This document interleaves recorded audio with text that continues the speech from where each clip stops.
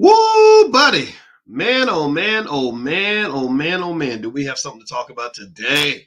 Today we're going to talk about reparations. It looks like the state of California has actually done something that really surprised me. So far, it's impressed me. I think there's a lot of potential here. As you guys know, my background is in finance, and I've been a black man my entire life. So we're going to break down some of this reparations conversation happening in California and around the world. And I'm going to kind of give you some things to think about that maybe mainstream media won't ever touch. So get comfortable, buckle up your seatbelt. We're going to get started on drboycetv.com right now.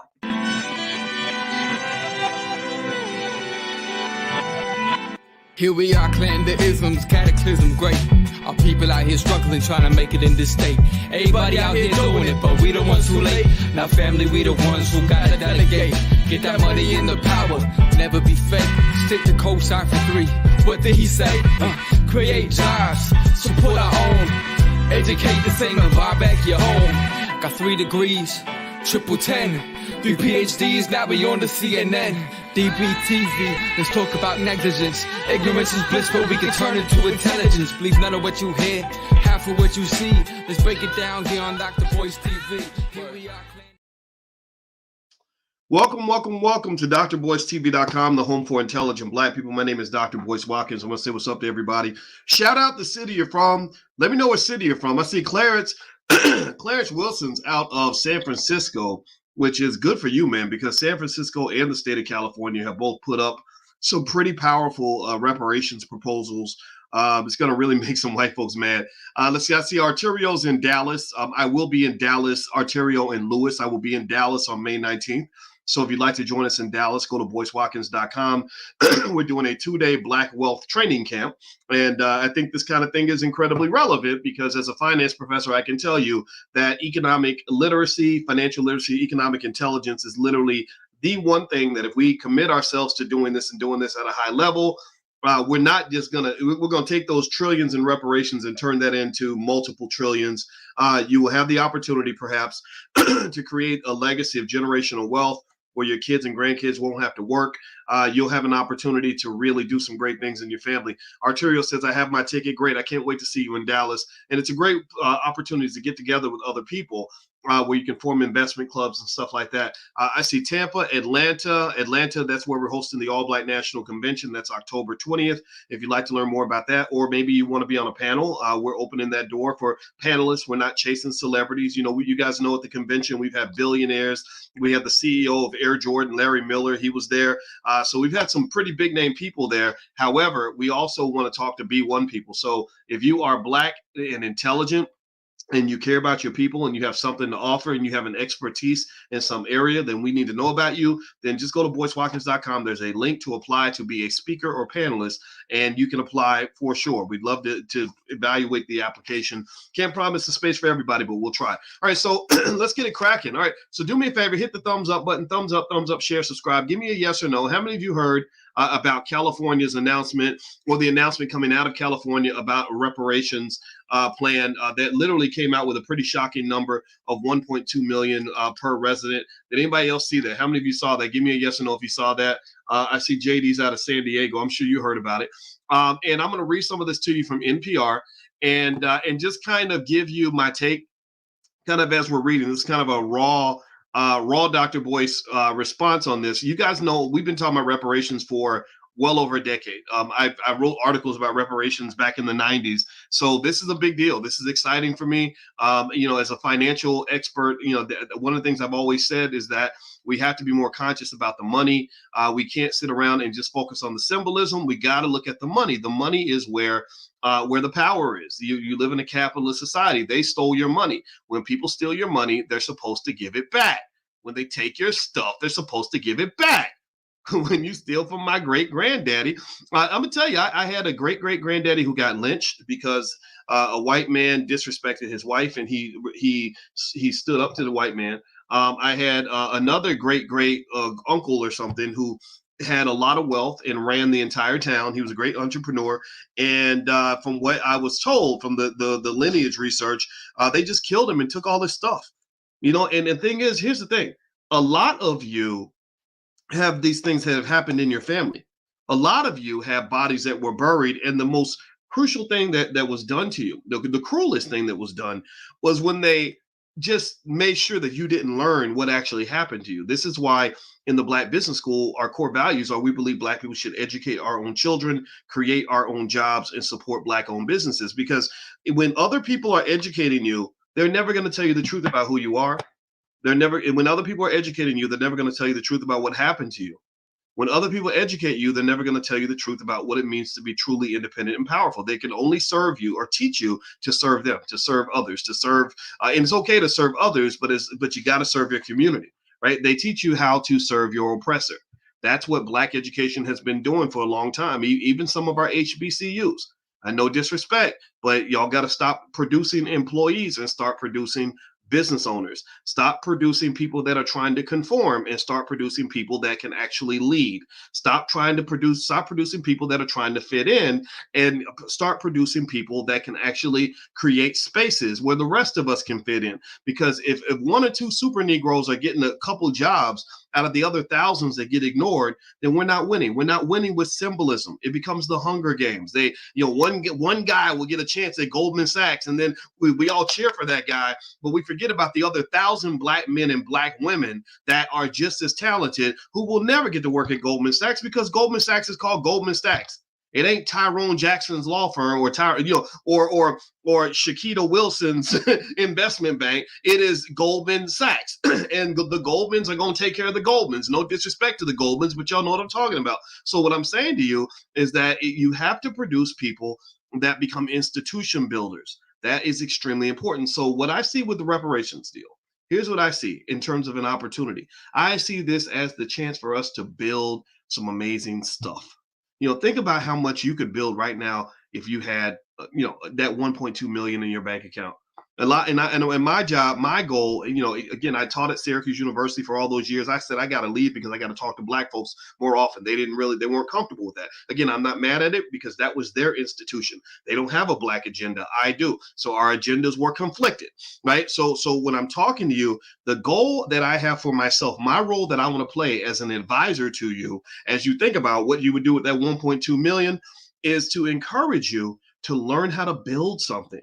I mean, I want every Black person in this room to think of your last name as a corporation.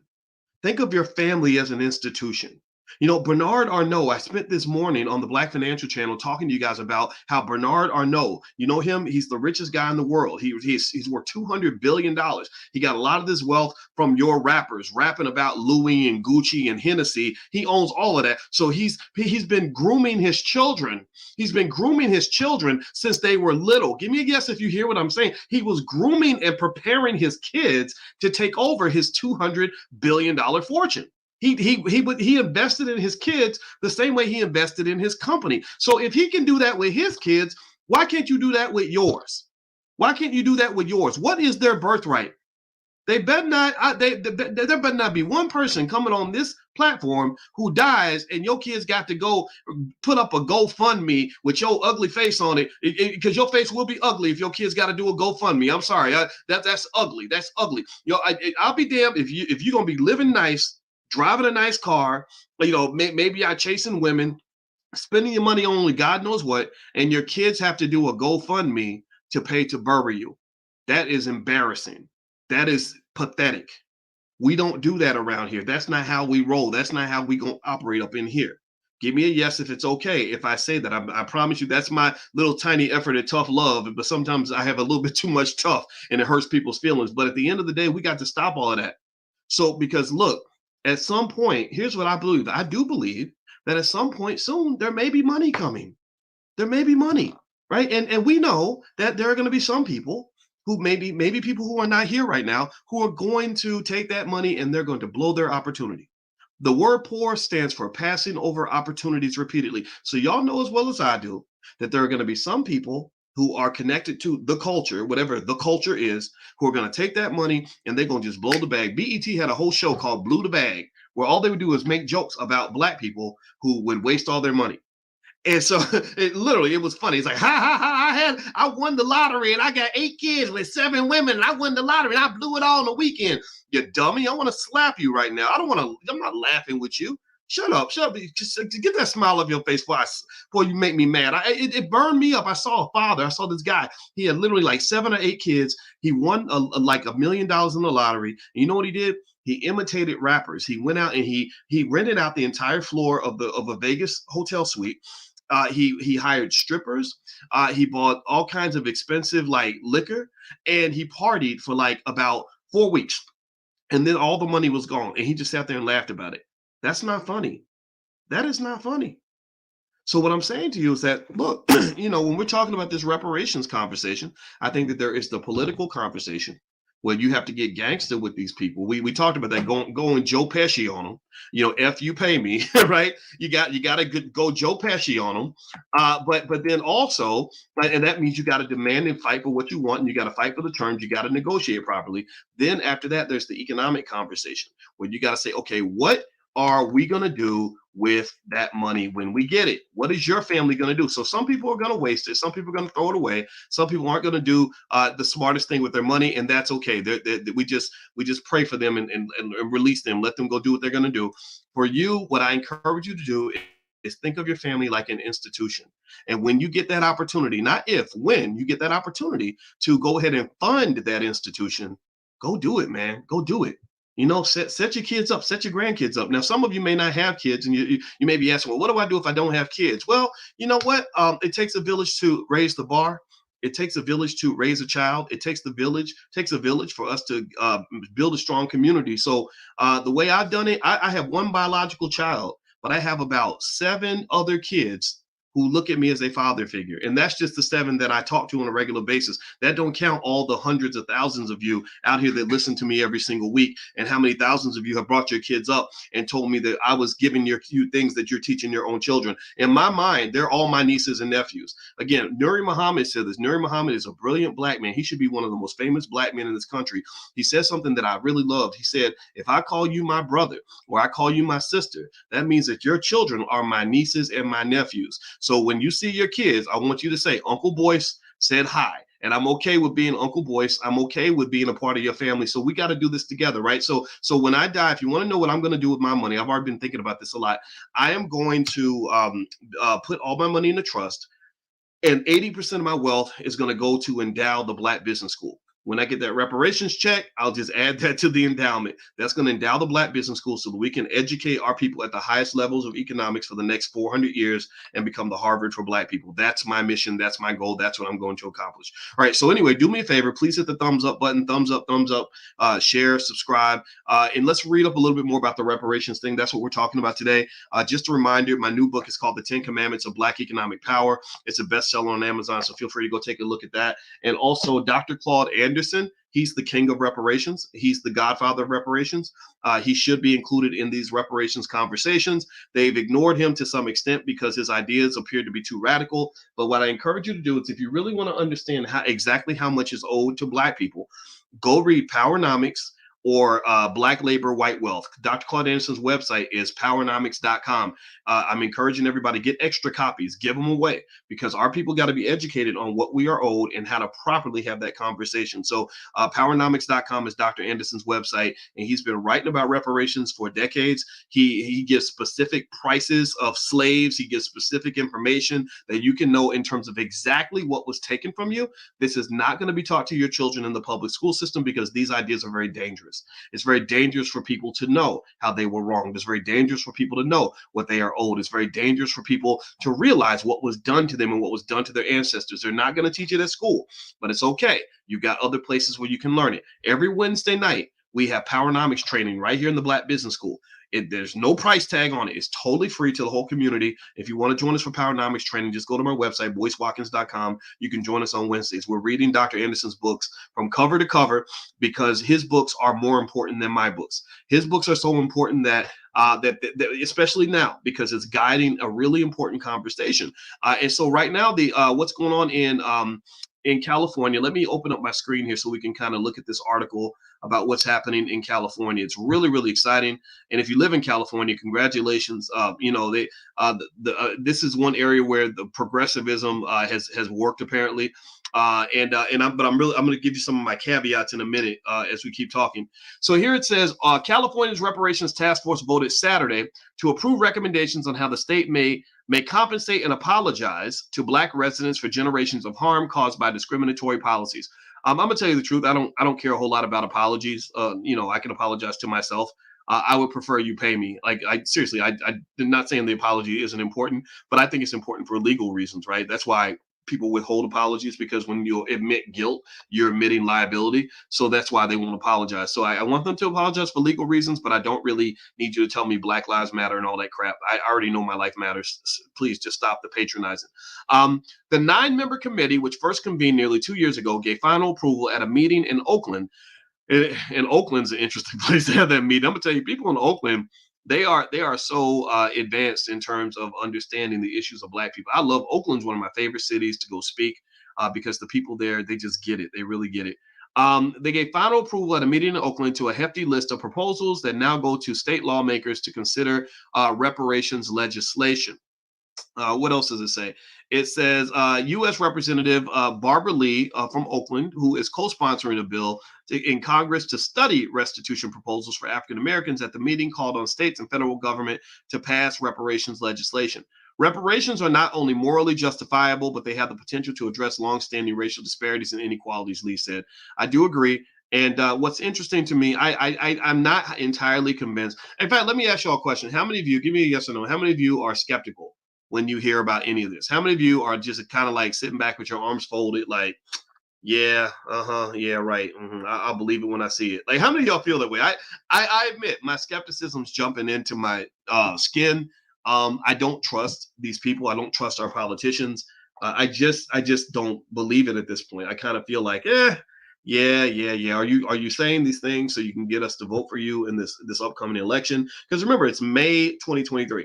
There's an election in 2024 that's going to be coming up, and I just can't help but feel like they're just kind of playing with us again. I think that's what they do. We're kind of like the jilted lover, they show up and they whisper sweet nothings in your ear and promise you're gonna be together forever and everything's gonna be nice again, baby, and it ain't gonna be no more abuse. And next thing you know, everything they turn into Ike Turner again, right? So I'm not real convinced at this point, but I do like some of what I'm seeing in theory. All right, so let's see here. They said the panel's first vote approved a detailed account of historical discrimination against Black Californians in areas such as voting, housing, education, disproportionate policing, and incarceration, among others. I'm glad they included incarceration. Other recommendations on the table range from the creation of a new agency, that's good, to provide services to descendants of enslaved people to calculations on what the state owes them in compensation. Good. An apology and an admission of wrongdoing just by itself is not going to be satisfactory, says Chris Lodgen, an organizer with the Coalition for a Just and Equitable California, a reparations advocacy group. An apology crafted by lawmakers must include a censure of the gravest barbarities carried out on behalf of the state, according to the draft recommendation approved by the task force. Those would include a condemnation of former Governor Peter Hardman Burnett, the state's first elected governor and a white supremacist who encouraged laws to exclude Black people from California. After California entered the Union in 1850 as a quote-unquote free state, it did not enact any laws to guarantee freedom for all, the draft recommendation notes. On the contrary, the state Supreme Court enforced the Federal Fugitive Slave Act, which allowed for the capture and return of runaway enslaved people for over a decade until emancipation. By participating in these horrors, California further perpetuated the harms African Americans faced, imbuing racial prejudice throughout society through discrimination, public and private discrimination, and unequal dispersal of state and federal funding. Okay, so that's an interesting point that they make there. One of the things that I think people make in terms of a mistake when you talk about race issues is we almost make this like delineation between the South and the North. Like we almost act like all the racism's in the South, and that when you go North or West, people are wonderful and they love Black people. And I can just tell you that's simply not true. I even think about how I went from Kentucky to New York, and there was rarely any more racism than I experienced in my life than when I was up north at Syracuse University. It was insane. It was crazy. I said, man, these white people are nuts. They really hate everything, every Black thing that I'm doing up here.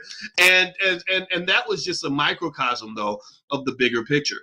If you read books by Dr. Claude Anderson, like Black Labor, White Wealth, or The Black History Reader, he goes in extreme detail to explain why Northern whites didn't even want y'all to be released from slavery. Well, why? Well, because it came down to the economics. They were like, wait a minute, what are we doing? What are we going to do with all these people? If all these people come north, they're going to take our jobs. And so to some extent, you were seen as this economic competitor. So there are probably millions of stories of highly skilled Black people who moved to places like New York City where they thought they'd get a better life, and they weren't even allowed to practice their trade. A sister came on here not too long ago who talked about how her father could build anything with his hands. He was a master builder. He could build houses and everything, but he couldn't get into the unions in New York. They would not allow him to do what he was skilled at. So that caused him to miss out on a lot of opportunities. And we want to talk about people in New York or Black people in New York that were getting lynched and killed and everything else. In fact, the only time, if I'm not mistaken, I may be incorrect on this, but from what I understand, the only time Martin Luther King had a march that did not succeed, that was an epic failure, was when he was in Chicago. Because in Chicago, they got all these immigrant groups, and they don't play. They see Black, they gonna throw something at your head. They're gonna throw rocks and bricks at your head, and aim that hollow point at your head. So basically, this myth, this fantasy that those of you in the North may have, that somehow the North is this wonderful place, but yet the South is the place that's full of racism. I can tell you, as a person who grew up in the South, I have met some very nice people in the South, and I met some bad people in the South. I've met nice people in the North. I've met bad people in the North.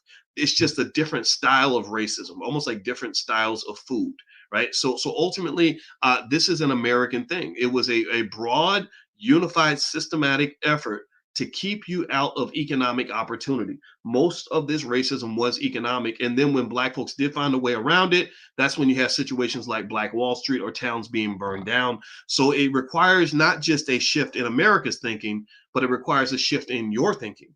When you get that wealth, when that money comes into your community, just understand, you already know. Give me a yes or no. First of all, let me ask y'all a question. How many of y'all believe that when we get our money, white folks are going to be mad as hell? That so many white people are going to be upset. I'm talking about liberal. They're going to be unified. Well, the conservatives and the liberals are going to be holding meetings to say, how are we going to make sure that these people don't get this money? Right? Since they're going to be mad. I mean, it's going to be what do they call it? When both parties agree. But it won't be along party lines at all. It'll literally be a consensus of disdain for Black people, because you're going to be accused of ruining the budget and this being the target of overspending, getting money that you don't deserve. I mean, we know these things, right? We know how these things are going to happen. And bipartisan. Thank you, Kay. I don't know why I couldn't find that word in my head. But so the thing about it, though, is I think it's really important that you understand that in order for you to really get what you deserve, you're playing at the big boy table now. You're not at the little children's table anymore. You're going to be at the grown-ups table. And at the grown-ups table, people get really treacherous. The worst thing that can happen to you if you're not ready for it is for you to really, truly receive like true equality. And equality is a double-edged sword. It doesn't just mean you get the same opportunities. It means that they attack you just as badly as they attack each other. It means that they get as dirty with you as they get with everybody else. It means you're no longer this protected class where they're like, oh, I don't want to be called a racist, so I'm not going to. No. When you really get to the point where you're really taking something that someone else feels entitled to, all the gloves are off. Hillary Clinton, when she saw that Barack Obama was threatening to take her opportunity to be president, she used every trick in the book. She used race. She used everything. She literally was like, okay, he's Black. I can use that against him. Oh, he's connected to Muslims. I can use that against him. And it wasn't so much a racial thing. It's not that she just said, I hate Black people. She just said, I want to be president. And this guy's messing it up. He doesn't know his place. He's taking what belongs to me and Bill. So she got mad. And you know what? Here's the thing. That's kind of how life works. That really is how life works. And it ain't always just like, oh, they don't like me because I'm Black. Of course they don't like you. And then sometimes they just don't like you because you paid. Sometimes they don't like you because you're successful. Sometimes they don't like you because you're strong. Sometimes they don't like you because you're winning. It's just like life. When I started winning, when I started becoming successful, I had a lot of people that didn't like me. People that never met me didn't like me. Why? Well, because I had something that they wanted. And that's competition. That's called competition, Black people, competition. I had a conversation one time with a white libertarian billionaire, and he was a very nice guy. And we talked a lot. And he checked out my platform and he said, "I like what you do." He said, "I like your message." And I said, "Really? What do you like about it?" He said, "I like the way the way you talk about power and fighting and things like that." And he said, "You're really going to be a threat because you're really talking to Black people about economics, and you're talking about freedom, and you're talking about mobilizing." And he said, "So one thing you got to remember is that when you come up the hill with your gun out and you really come out shooting, people are going to shoot back. They're always going to shoot back." And I said, "Yeah, I know that they shoot back. My father was a military man, so I totally get that." And he said, "Yeah." I said, and I think he was giving me advice. And I said, "Yeah, I appreciate you sharing that. And I agree with you 100%. And so my point is to say that when you go in here, if you really negotiate the way you're supposed to negotiate, they're going to be mad as hell. If you negotiate properly, they're gonna be like, "Man, these damn Negroes. They're not gonna be like, oh, kumbaya, Black Lives Matter. We love you too." If you sit down at a negotiating table and you're looking for someone to love you or someone to be your friend, then you're at the wrong table. You need to get up and let somebody else sit at the table who ain't looking for no friends. The best person to negotiate is the person who shows up and says, "I don't care about your feelings. I don't care if you like me or not. If you pay me." They show up like Joe Pesci in Goodfellas. That's my favorite phrase on the whole reparations debate is "if you pay me." If you pay me. When I show up, if they say, Dr. Watkins, we'd love to have you come to our event for the reparations panel to bring your financial experience and talk to us about the reparations. You know what I'm gonna say? I'm gonna show up and I'm gonna say, "No reparations, no vote. No reparations, no vote. You don't. If you pay me." I'm gonna show up like Joe Pesci in Goodfellas. If you pay me. "Well, Dr. Watkins, it's very expensive." "No, if you pay me." Like, no, you owe me money and you owe us. And because you owe us, you have to pay. So when can we expect payment? And you have to do that because if you allow the conversation to get unfocused, then you're going to end up losing. They're going to sweet talk you out of your birthright. You don't let people sweet talk you out of what is owed to you. You don't. You don't. And so everything you need to know about how to approach this politically, some of y'all already know this from the street. Anybody got somebody in your family that's from the street? Any street dudes, anybody grew up in the hood or seen like real tough like situations like gang affiliated type stuff or watch gangster movies or whatever? Like if you know what so here's why I'm bringing this point up. Basically, it's kind of like if you give people room to BS you, they're going to do it, right? And the people that get what they want are the ones who say, "I don't really want to hear your excuses. I do not care. I do not care." And it comes off mean. It's like, "Oh, well, you ain't being friends no more. Yeah, I guess we ain't cool no more." No, because you owe me. You owe me money. Like, pay me my money and then we'll be friends. You can buy my friendship right now. Just write the damn check. When can I expect payment? And if you can't write that check, then hell no, we're not going to be friends because I don't come cheap.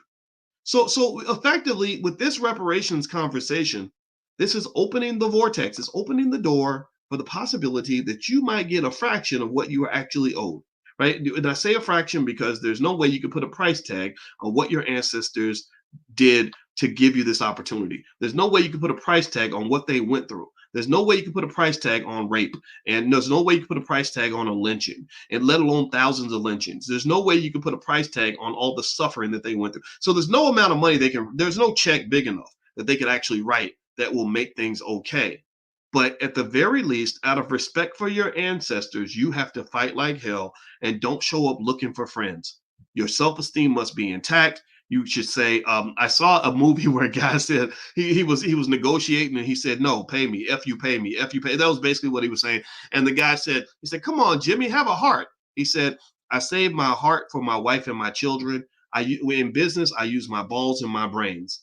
And some of y'all women got more balls than some of these men. So everybody in here, if you step up to the plate and you make it clear, like, "I'm not here to make friends. I'm not here to get you to like me. I'm here to collect my money," then they're going to respect that. They're gonna get mad about it, but they're going to respect it in a certain way. So anyway, do me a favor, hit the thumbs up button, thumbs up, share, subscribe. Tonight, by the way, we're meeting to talk about stock options. So if you have an interest in learning about stock options and all that, you can go to drboyceprime.com, drboyceprime.com.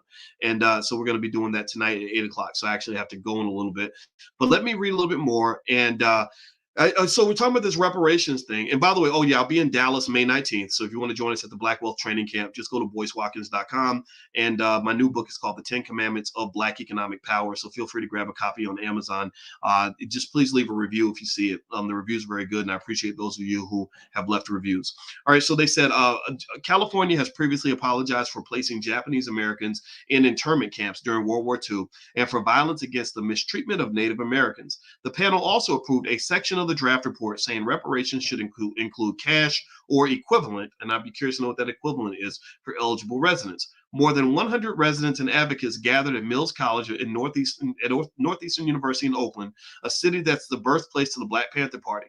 They shared the frustrations of the country's broken promise of up to 40 acres and a mule to newly freed enslaved people. Many said it's past time for governments to repair the harms that have kept African Americans from living without fear of being wrongfully prosecuted, retaining property, and building wealth. Elaine Brown, former Black Panther Party chairwoman, urged people to express their frustrations through demonstrations. Saturday's task force meeting marked a crucial moment in the long fight for local, state, and federal governments to atone for discriminatory policies. There's no way in the world that many of these recommendations are going to get through because of the inflationary impact, said Roy Brooks, a professor and reparations scholar at the University of San Diego School of Law. Some estimates from economists have projected that the state could owe upwards of $800 billion, or more than 2.5 times its annual budget, in reparations to Black people. The figure in the latest draft report released by the task force is far lower. The group has not responded to email and phone requests, blah, blah, blah, blah. Secretary of State Shirley Weber, a former Democratic Assembly member, authored legislation in 2020 for creating the task force with a focus on the state's historical culpability for harms against African Americans and not as a substitute for any additional reparations that may come from the federal government. The group's work has garnered nationwide attention. The Chicago suburb of Evanston, Illinois, offered housing vouchers to Black residents. That was BS. I looked that up. I think they gave them a few $1,000s in a housing voucher or something. They shouldn't even talk about that because that's just so embarrassing. In New York, a bill to acknowledge the inhumanity of slavery in the state and create a commission to study reparations proposals has passed the Assembly, but not received a vote in the Senate. On the federal level, a decades-old proposal to create a commission studying reparations has stalled in Congress. So Congress, your wonderful politicians in Congress who are complete idiots, they won't even study reparations. They don't even want to open the Pandora's box. And in my view, where I stand, if you're not even willing to study what you owe me, don't you dare ask me for my vote. Because you're not willing to study how much you owe me. Well, I'm not willing to study whether I should vote for you. Right? How about this? How about an eye for an eye? How about equality? Equality means I'll do as much for you as you're doing for me. If you're doing nothing for me, then I'm doing nothing for you. One thing that they're probably going to do is when they offer the reparations payments, it's probably going to be something that is stretched out. So it's probably going to be paid out over a long period of time. Also, that word cash equivalents is probably going to be a big one. So they'll probably step in with some things related to things like, I don't know, student loans or whatever, which student loans are kind of an invalid debt in the first place. It's kind of like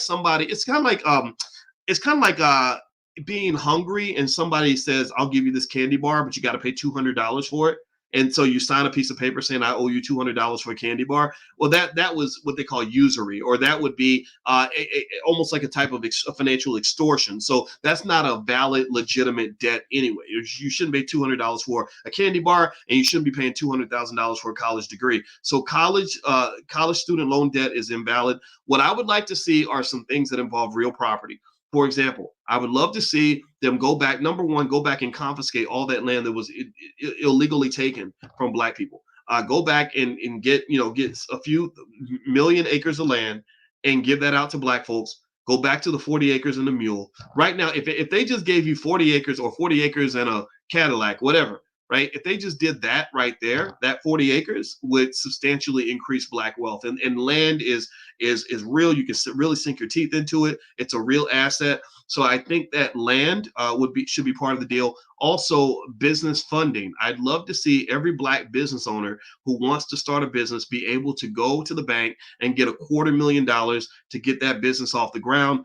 Even if there was like some sort of training program they had to go through to make sure they ran the business properly or whatever, I'd be okay with that, right? I would love to see, what else would I like to see? I would like to see taxes. I would like to see Black people not have to pay as much in taxes. There should be some massive tax credit. I don't know, it could be $20,000 per year per person or something like that, where literally every year you don't pay as much in taxes as everybody else. So there are some direct ways I think they can benefit the Black community. What I'm always skeptical of are like these infrastructure plans where people come along and say, we want to invest in the Black community. There's like this movement from companies like Goldman Sachs. I don't know if y'all saw where Goldman Sachs said we want to invest $2 billion in Black women run businesses. Well, I don't like that. I don't feel good about that at all. Number one, why are you investing in Black women-owned businesses and not in Black-owned businesses? Because Black men are struggling too. Black men need capital also. And the women are one of the problems, one of the reasons your families are breaking down. And the reason so many Black women get excited when they see Meghan Markle go marry, a family full of slave masters over across the sea is because there's a disproportionate effect happening. There's sort of an imbalance between the economic success of Black men and Black women. So you have women flying high, making lots of money, looking over at the men and saying, why aren't you making as much money as me? Well, if both of you are beholden to the same white man who's going to say, I'll pay her, but not you, well, then you're going to create an imbalance in the ecosystem, right? So again, it's nothing against the women taking the money. I think that's great. But that problem is you're creating more and more of these sort of broken family scenarios, these scenarios where Black women just feel that Black men can't keep up with them. And a lot of it's because of who controls the money, who's deciding who's going to make money and not make money, right? Literally, when they went into Rwanda and they decided to treat the Hutus and the Tutsis different, it created animosity because one group was getting benefits and they were pulled to the top of the food chain. The other group was put at the bottom of the food chain. So that creates civil war. This has happened in so many countries. White Americans have done, the U.S. government has done all kinds of dirt like this all around the world where they create these divides and it ends up causing the civil war where the people are like in Vietnam, the North Vietnamese and the South Vietnamese. They came in, gave billions of dollars to the South, nothing to the North. The whole country ends up destroyed because they go to war with each other. So what I'm saying to you is at the end of the day, there has to be sort of a conversation in terms of understanding what it means. Number one, when people come to invest in you, and again, remember, I'm not being cocky here, but I need you to understand, I'm an expert on finance. I study this stuff for a living. So I'm thinking on this on a different level. I'm not just a guy running his mouth on the internet. This is the science that I mastered over a 30-year period. And I'm here to tell you, money is very powerful. It has to be applied in a certain way. And it can also be applied in a very manipulative way that leads to outcomes that you did not anticipate. When Goldman Sachs comes along and says, hey, we want to invest in you. Hey, we want to invest in you, right? It sounds so good. But what does that really mean? You got to read the fine print. Because Goldman Sachs did not become Goldman Sachs by giving money away. Goldman Sachs did not become Goldman Sachs by giving power away. Goldman Sachs is basically, it's no different from when some pimp says, I want to invest in you, girl. I'm going to invest in you. Let me get you some nice clothes, girl. With that creepy smile. Hey, girl, how you doing, girl? You looking good. Seriously. And I need you to understand that. So if you don't trust it, then you shouldn't trust it. I mean, that makes perfect sense. There's probably something happening that you don't anticipate. So when people come along and they say, oh, we're going to invest in the Black community, no, you're setting up an infrastructure that's going to allow you to extract resources from the Black community. They're the same way you go invest in third world countries, I'm using air quotes here, the same way you go invest in third world countries or you invest in Nigeria where you're getting all the oil, you're pulling all the oil out of Nigeria, but yet you're leaving this endless amount of poverty. That ain't no investment. That's called exploitation. That's an extraction. They're taking resources out of these countries.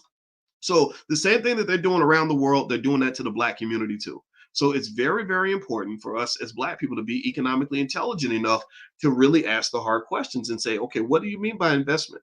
Why are you investing with Goldman Sachs? Why are you putting this money into Black women owned businesses when their men have businesses too? And their men are sitting there like, kind of like, well, damn, like, why can't I get an opportunity also? Why does my business have to fail while her business is going to prosper? And then she's going to look at me crazy because I haven't figured out how to make as much money as her. Right. So it's a hard conversation because it's easy to misinterpret it as, oh, we don't want to see Black women winning. No, that's not it. It's like we want to just see we want to see the whole family winning. If you come into my house, I have a beautiful Black wife who's a full professor. I'm super proud. I love saying she's a full professor of social work because very few people get a PhD, less than 1%. And it's even smaller for Black women. And then only about 10% of all PhDs become full professors. It's probably even less than that. So I'm very proud of my wife. I brag about her all the time. I think she's beautiful. I think being married to a smart Black woman is the best investment you can ever make. But let me just say this. I'm also a man. And I can tell you this. If you come into my house and you want to talk to my wife, and you walk right past me, I extend my hand to shake your hand, and you walk past my hand so you can get to my wife, that's going to be a problem. That's going to be an issue. You're going to address all of us as a family or both of us as a couple, or you don't get to come in my house and talk to her. You're not going to come up and talk to my wife like that. No, just like same thing with women. Women can't come up and address me and ignore my wife. And smart women do that. They'll go out of their way to acknowledge my wife, to let her know, like, hey, I'm not a threat. I'm just here. I just want to meet your husband. I think he's great, whatever, right? So long story short, I think that in the Black community, we've got to sort of figure out who we are, what we're trying to be, where we're trying to go. And I know everybody isn't going to agree. You can even disagree with me. It's totally okay. I don't know everything. But I really think that when it comes to the economics, we have to really be thoughtful about sort of how we proceed with all of this. And so anyway, let me move forward. Let me go ahead and finish this up.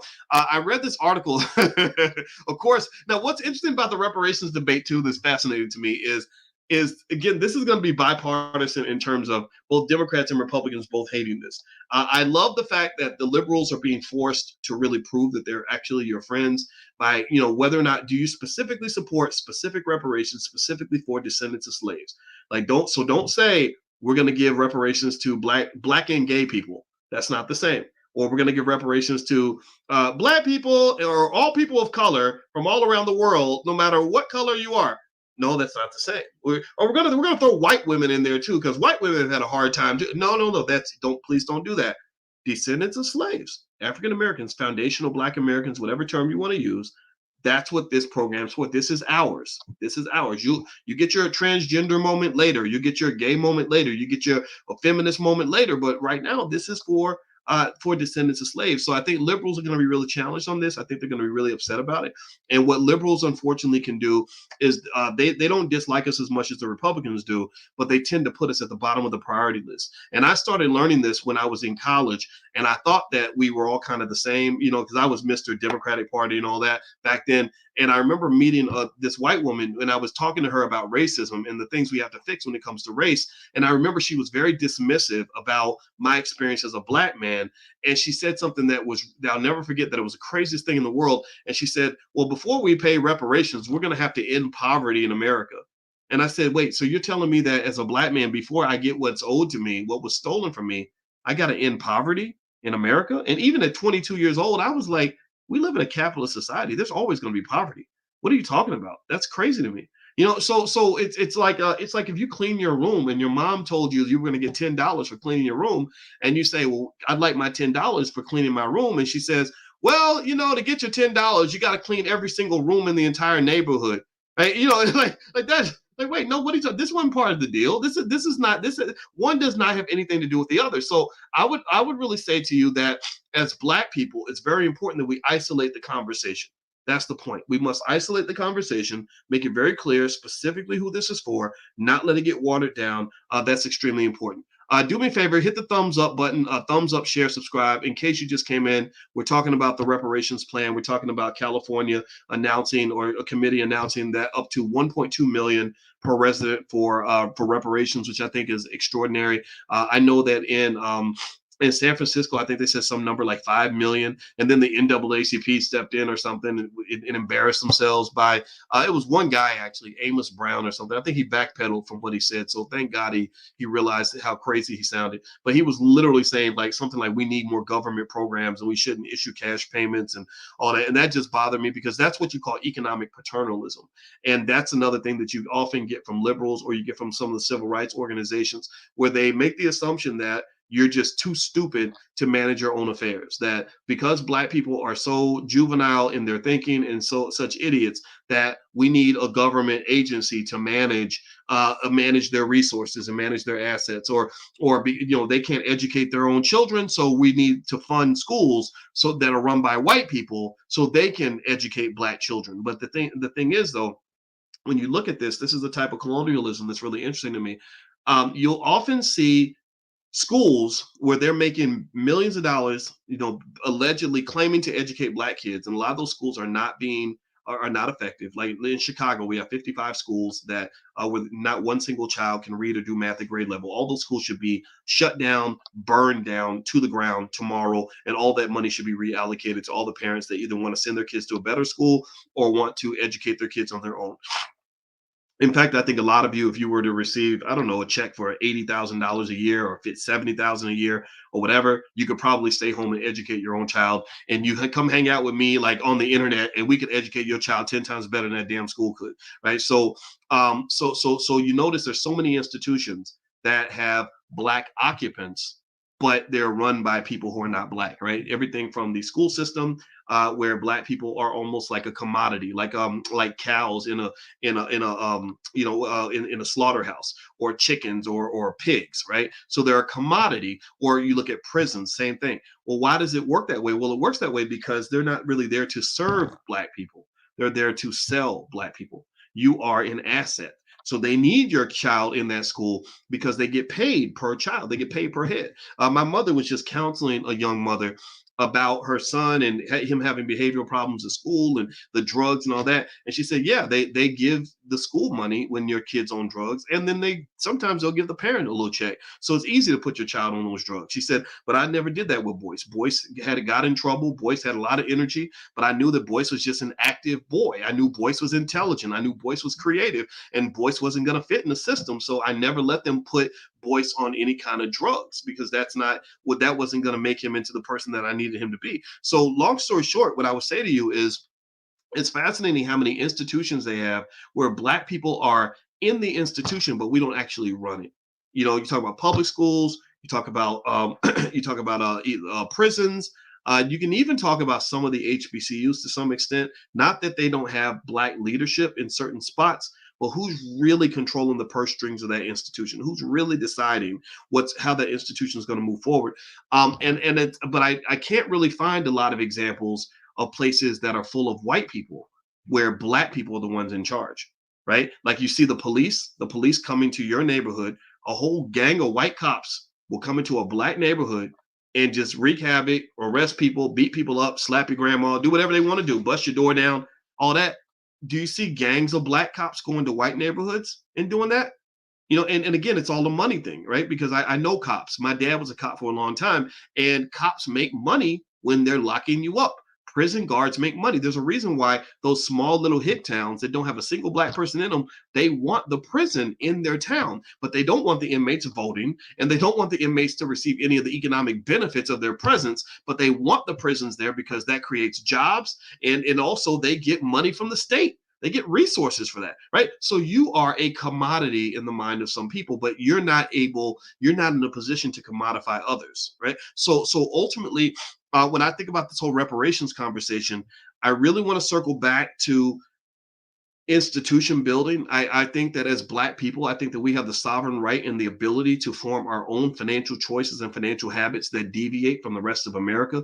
I remember when Charlemagne the God from The Breakfast Club called me right after Damon Dash went on that show. And if you remember, Damon Dash did an extraordinary job. He did this interview about being a boss, and it was Damon Dash style. Dame is kind of bombastic. You've seen him on this platform a bunch of times. So Dame is kind of like, every man should be a boss, and calling another man boss is like calling him daddy. And I didn't agree with everything, but it was very much kind of like sort of jabbing into the pride of Black men to say, like, stop bowing on your knees in front of other people, like stand up, own something, acquire something, right? Don't be scared to go try to own the bus, right? You know, and so he called me, and I remember he said that he said, Dr. Boyce, I'm nervous because people are calling me and they're telling me I'm gonna quit my job tomorrow. He got me mad. I'm gonna quit my job tomorrow. And he said white people, they don't have to go and start businesses. White people can go and get jobs and all that. And I said, yeah, I said, I agree. I think that it's everybody's right to do that. There's nothing wrong with that. Where we shouldn't job shame. I said, I'll come on the show and talk about what Dame said, but I'm not going to dismiss everything he said. I'm going to help contextualize it a little bit. That's what I'm not going to undermine it, right? Because here's the thing. One of the things I told him was, I said, one of the things that Black people often forget that we don't understand, it's very basic, but we often forget this, is that we ain't white. You're not white. So your rules are not going to be the same as their rules. Your outcomes are not going to be the same as their outcomes. Your skill set is not the same as their skill set, right? So this idea that somehow because this is the way white people live, that's what we got to do, that's white supremacy, because what you've done is you've established white people as the gold standard for how you should conduct yourself socially, economically, politically, psychologically, all of that. And I'm just here to say to you that that is incredibly flawed. You're absolutely killing your greatness.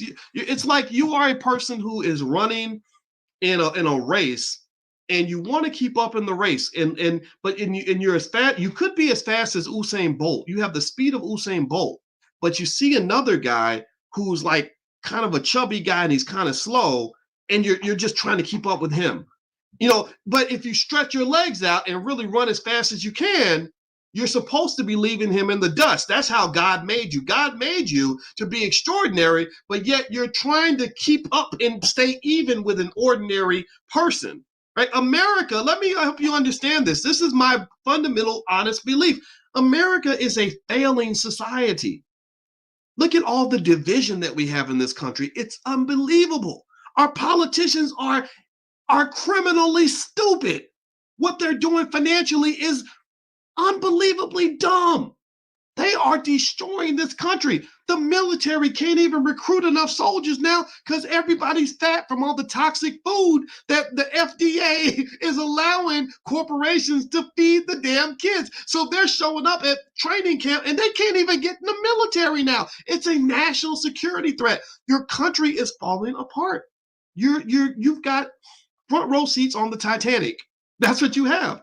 So if you run around and you're copying a culture that is losing, you're copying people that are declining, you're copying a society that's incredibly undisciplined and incapable of really maintaining their position of world dominance, you're gonna lose too.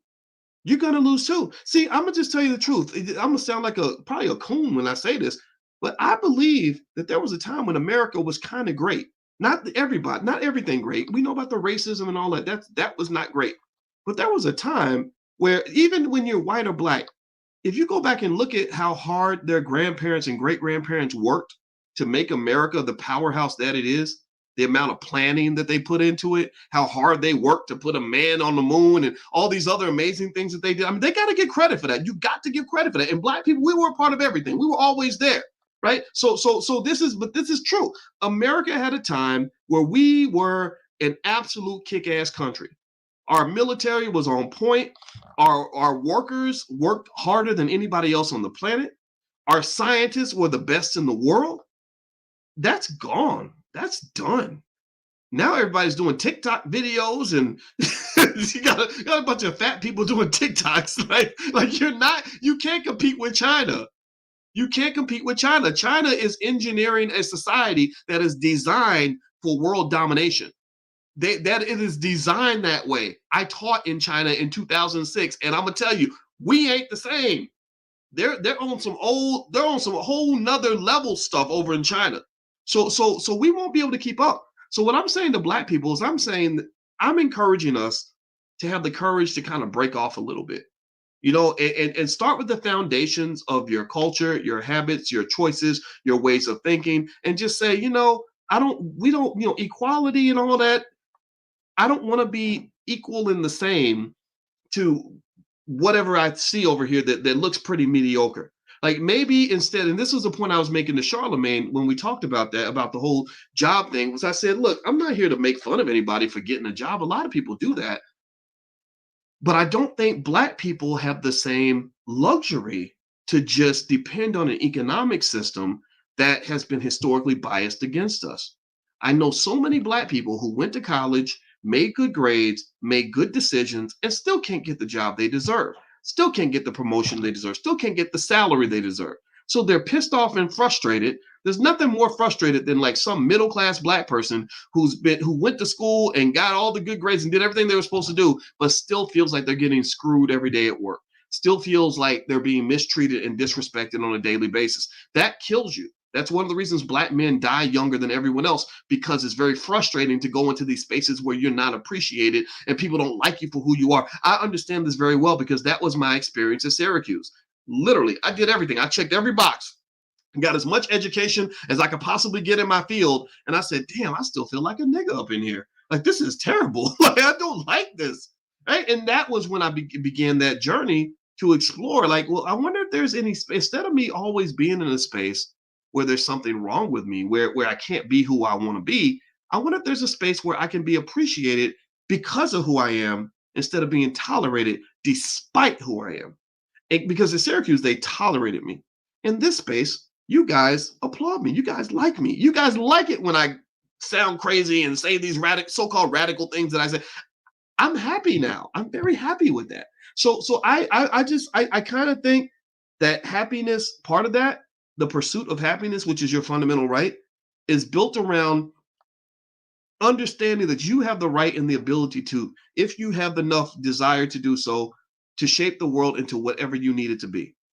I think it starts with seeing the power and the resources around you. It starts with realizing that the gold isn't down the street. It's not around the corner. It's not across town. The gold is buried right in your backyard, and you don't even have to leave home in order to find it. The people around you, your family, that's a multi-million-dollar asset that many of us are never trained to tap into. The creativity, the magical creativity of Black people, the extraordinary work ethic that we pick up when we've really gone through some stuff and we get hungry and we want to fight for something. Like, I want all that to come out of you, and I encourage you to go into spaces that's going to bring that out of you. And then when you get your opportunity, like when they finally decide to write that little reparations check, you know exactly where to put it. You'll put it in a place where that money, that 1 million is going to turn into 10 million, right? Or that 100,000 is going to turn into 3 million, right? You're going to know how to do something that will allow you to develop the systems and institutions and legacies that you really deserve, instead of constantly feeling like you're being kicked around by the white man. I don't want you to feel that powerlessness, because it sucks. It really sucks to feel like you're always supposed to be in second place, or that you're always sort of waiting for Superman, or that you're always hoping that somebody will decide they're going to be nice to you. I think we should just be nice to ourselves and develop our own way of thinking in almost every functional area, in the areas of health, wealth, and relationships, physical and mental health. You talk about the food that we eat. You got to think about your diet carefully, because this food will kill you. That's why all the cancers and all this stuff the diabetes is through the roof. We've talked about that. Wealth. I think that Black people can be the greatest wealth builders on the entire planet. In my book, there's a book on Amazon I wrote called It Takes a Village to Raise the Bar. It's a very short book. It's called the New Paradigm for Black America. I did a tour on this book back in 2013. Cornel West joined me. Minister Louis Farrakhan was gracious enough to sit with me for 2.5 hours, and we did a session on that in Chicago. And basically, I put together something I call Project 2070. Project 2070 says that I believe that by the year 2070, Black people can be known around the world as being the greatest wealth builders on the planet. And then the last area is just relationships. I really think that all the damage that's been done to you, all the pain that you've gone through, all the broken family experiences that you've seen. I mean, some of you have even seen thinking publicly about stuff I just seen. I saw where Jay-Z is now, running away from this kid that's claiming to be his son, and because his son his alleged son just wants his DNA test. And he's like, look, just take the test and then you can prove that I'm not your son. And I think Jay, to be honest with you, I believe Jay is running away from taking the test because he knows that really is his son. And I was thinking about that, and I said, this is so sad that these conversations, these kinds of things are just so common, in the community. You have so many scenarios where you got these broken, hurt children who were not acknowledged by their father. And I think about Jay-Z, and I think, okay, I get it. You were a famous rapper. All the girls wanted to sleep with you. You weren't thinking so much about legacy. You were just thinking about pleasure, and you didn't even respect his mom. And then now these chickens are coming home to roost. And when these little baby chickens grow up and come home to roost, they show up as angry, hurt 30-year-olds. Angry, hurt 30-year-olds who will hunt you down for the rest of your life because this is a little boy who wants to be acknowledged by his father. For you, it's like, oh, she's 1 in 3,000 women I slept with, or whatever, or 1 in 800 women, however many he slept. I don't know. Rappers sleep with a lot of girls, right? In your mind, he's just one of, she's just one of many. You barely remember her name. In his mind, he's like, that's my dad. I've got one father, and I'm going to chase this son of a bitch down forever.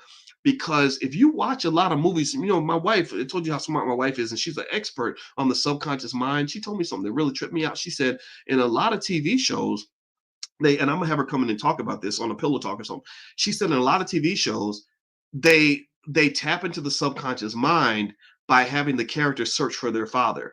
She said that searching for your father is a common theme in a lot of TV shows because that somehow is connected. That's like deep in the subconscious mind. I don't know if she said that the subconscious mind is your father or something like that, but literally searching for your father is one of the most fundamental things that a human being does on a subconscious level. So this boy's going to be doing this for the rest of his life. And a lot of it's because his daddy was just chasing ass. And his daddy was caught up in a bad culture that says that because you're famous and rich as a rapper, you're supposed to just go sleep with any pretty woman that offers you her body. And next thing you know, you got this little kid who's hurt and damaged because you're not even thinking about him. You don't care. You're like, oh, he represents an orgasm I had in 1992. That's a terrible, terrible thing for us to do to our kids. So I really think that in terms of relationships, I think we have to really go through that therapy, do that work, show up for each other properly. That's going to make us better. All right, guys. So it looks like the Instagram is about to end. So that's my cue to stop talking. I'll be in Dallas May 19th. You can go to boycewatkins.com in order to find out more. If you're on Instagram, just hit the link in the bio. Also, my new book is called The 10 Commandments of Black Economic Power. It is on Amazon. It's a bestseller, so feel free to go take a look at that. Lastly, if you want to join us at the All Black National Convention, we are going to be meeting in Atlanta at the Marriott Marquis Hotel on October 20th. And you can go to boycewatkins.com and learn more, or you can also go to allblacknationalconvention.com. So if you'd like to be a speaker on my website, there's a link for those who would like to apply to speak or be on a panel, things like that. So thank you all for listening. God bless you. And we're going to be doing a stock options class in about 30 minutes. So if you'd like to join us, you can also sign up at drboyceprime.com. So feel free to take a look at that as well. All right. So have a good day, everybody. Thank you so much for listening. I'll see you soon. Peace.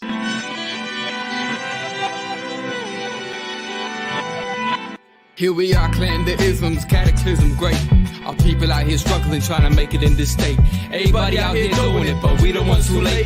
Now family, we the ones who gotta delegate. Get that money in the power, never be fake. Stick to cosign for 3. What did he say? Create jobs, support our own. Educate the same and buy back your home. Got 3 degrees, 10, 3 PhDs, now we on the CNN. DBTV, let's talk about negligence. Ignorance is bliss, but we can turn it to intelligence. Believe none of what you hear, half of what you see. Let's break it down here on Dr. Boyce TV. Here we are.